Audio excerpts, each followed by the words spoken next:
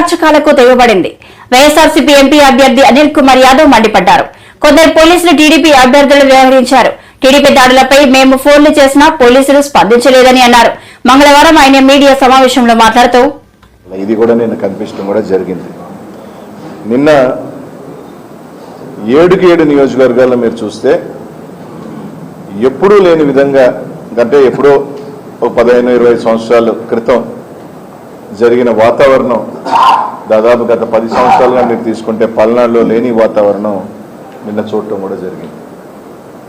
నిన్న ఏదైతే ఏకపక్షంగా వైఎస్ఆర్ కాంగ్రెస్ పార్టీకి ప్రజలు మద్దతు తెలియజేస్తూ ఉన్నారు, మా శాసనసభ్యులు గెలుస్తూ ఉన్నారు నాకు సంకేతం వెళ్ళిన తర్వాత నిజంగా పోలీస్ని ప్రత్యేకంగా చెప్పుకోవాలి.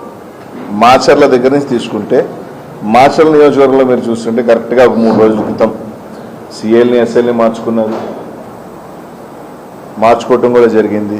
మార్చుకున్న దగ్గర నుంచి నిన్న మీరు చూడండి ప్రతి నియోజకవర్గంలో పోలింగ్ దాకా పోలింగ్ తర్వాత తెలుగుదేశం చేసిన అరాచకం అందరూ కూడా చూశారు. మాచర్ల నియోజకవర్గాలు అయితే దాదాపు ఎస్పీ గారు ఐజీ స్థాయి ఒక అధికారి పూర్తిగా మాచర్ల నియోజకవర్గంలోనే. మా ఎస్పీ గారు మాచర్లకి ఎస్పీగా ఉన్నారా లేకపోతే పల్నాడుకి ఎస్పీగా ఉన్నారా అర్థం కాని పరిస్థితి. దాదాపు నిన్న 10 గంటల నుంచి పలానా ప్రాంతంలో సమస్య ఉందని ఫోన్ చేస్తామంటే ఎస్పీ గారు ఫోన్ ఎత్తరు. డిఎస్పీ గారు అయితే కంప్లీట్ పొద్దున 8 గంటల నుంచి ఫోన్లు ఎత్తే పనే లేదు. కలెక్టర్ గారు అప్పుడప్పుడు ఫోన్లు ఎత్తడం ఆరాగురా స్పందించడం జరిగింది. ఈరోజు బాగా మీరు గమనిస్తే ఏదైతే తెలుగుదేశం పార్టీ గట్టిగా ఉన్న ప్రాంతాలలో అంతా అసలు పోలీసే లేదు. 3000 ఓట్లు ఉన్న దగ్గర ఒక్క police single men. YSR Congress party గట్టిగా ఉన్న దగ్గరలా తీసుకుంటే ఒక బెటాలియన్ ఓట్లు వేయనీయకుండా తెలుగుదేశం పార్టీ వాళ్ళు రచ్చ చేస్తూ ఉంటే చెదరగొట్టే ప్రయత్నం. అక్కడ మాత్రం యథేచ్ఛగా మీరు ఓట్లు వేసుకోండి, ఫోన్ చేసి చెప్తే సార్ పంపిస్తాం సార్, మేము లేదు, ఫోన్లు ఎత్తే పనే లేదు. ఒక అరాచకమైన పరిపాలన, అరాచకమైన నిన్న చేశారంటే తెలుగుదేశం పార్టీ ఒకవేళ అధికారంలోకి వస్తే ఏ విధంగా ఉండబోతుందో అనేది కానీ ఒక సంకేతాల్లాగా ఇచ్చారు. అది వచ్చేది లేదు, పెట్టేది లేదు. తిరిగి వైఎస్ఆర్ కాంగ్రెస్ పార్టీ జగన్మోహన్ ముఖ్యమంత్రి అవుతున్నారు.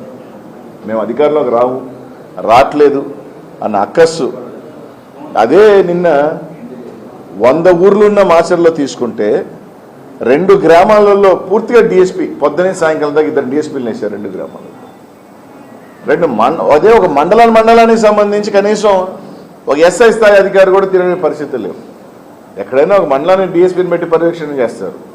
కానీ ఒక 2 గ్రామాలు, సరే ఆ గ్రామాలు దూరమా 2 కిలోమీటర్ల దూరంలో ఉన్న 2 గ్రామాలలో గొడవలు కూడా లేవు. ఆ గ్రామాలలో అక్కడ మాత్రం కంప్లీట్గా 2 డిఎస్పీలు పెట్టారు.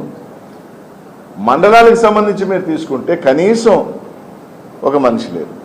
ఎమ్మెల్యే కొడుకు మీద దెబ్బలు తగిలినాయి, ఎమ్మెల్యే గారికి గాయాలయ్యాయి. అక్కడికి వెళ్ళి పోలీసుకి ఫోన్ చేసే స్పందన లేదు. అంటే మాచర్లో కానీ కొన్ని ప్రాంతాలలో అభ్యర్థులు చేశారా ఎలక్షను, పోలీసులు అక్కడ అభ్యర్థులలాగే ఉండింది. ఎస్పీ గారు మాచర్ల చుట్టే ఇంకే ఊర్లో తిరిగింది దాఖలాలు లేవు. వేరే ఎమ్మెల్యేలు కానీ అభ్యర్థులు కానీ ఫోన్ చేసి ఇబ్బందులు పడతామంటే ఎత్తేది లేదు. నేను సత్యనపల్లి చూడండి, దాదాపు ఎంతమందికి తలదెబ్బలు, దాదాపు నాకు తెలిసి ఒక 25-30 మందికి నేను ఎలక్షన్ జరిగేటప్పుడు తలకాయ బలినాయి. గొండ్లపల్లిలో తెలుగుదేశం పార్టీ అభ్యర్థి వెళ్ళిన తర్వాత ఒక మహిళ జాకెట్ దించి ఏజెంట్ దించి చీర చింపి బయటికి పంపించారు. ఎక్కడైనా ఉందనేది పోలింగ్ బూత్కి వెళ్ళి ఒక అభ్యర్థి తలకాయ బాగా కొట్టారు.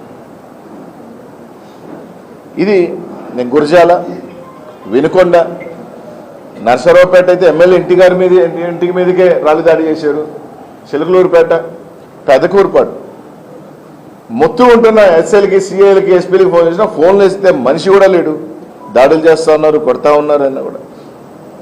ఇవన్నీ ఒక ఎత్తు అయితే పోలింగ్ అయిన తర్వాత ఇది బాధాకరమైన సంగతి. నిజంగా వాళ్ళకి దమ్ముంటే రండి, అభ్యర్థుల పోటీ మేము, మా ఇళ్ళ మీద కొట్టాలా రండి కొట్టుకుందాం.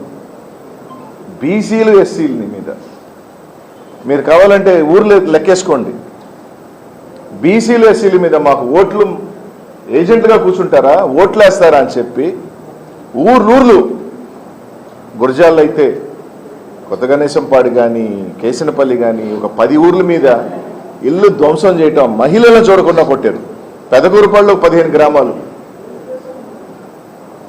సత్తెనపల్లి అయితే ఈవెన్ స్టిల్ ఈ రోజు కూడా మాదాలలో ఊర్లో వెళ్ళిపోతే ఊర్లో ఇప్పుడు కూడా పగలు కొడుతున్నారు. చీమలమర్రి, గుండ్లపల్లి, కుంకలగుంట,